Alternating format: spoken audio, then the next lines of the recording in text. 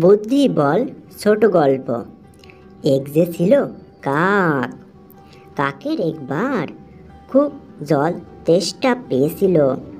সে সকাল থেকে রোদ্দুরে ঘুরে ঘুরে ক্লান্ত ও হয়ে পড়েছিল সে। গ্রীষ্মকাল, চারদিকে কোথাও জল নেই, মাটি ফেটে চৌচির, জলাশয়গুলো সব শুকিয়ে গেছিল। কাক দেখল দূরে একটা জলের কলসি।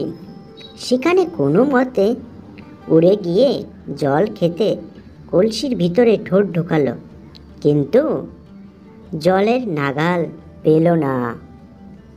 কলসিতে অল্প জল, একেবারেই তলায় পড়ে রয়েছে। কি করা যায় ভাবতে লাগলো। এদিকে তেষ্টায় বুকের ছাতি ফেটে যাচ্ছে। তার মাথায় একটা বুদ্ধি খেলে গেল।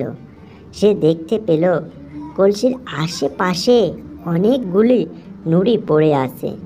সে তখন একটা একটা করে নুড়ি এনে ফেলতে লাগলো সেই কলসির ভিতর। অনেকগুলো নুড়ি ফেলা হতেই কলসির জল উপরে উঠে এলে সে তখন অনায়াসে সেই জল খেয়ে তেষ্টা দূর করলো। তারপর কিছুক্ষণ বিশ্রাম করে খুশি মনে সেখান থেকে উড়ে গেল। উপদেশ, কৌশলে অনেক কিছুই হয়।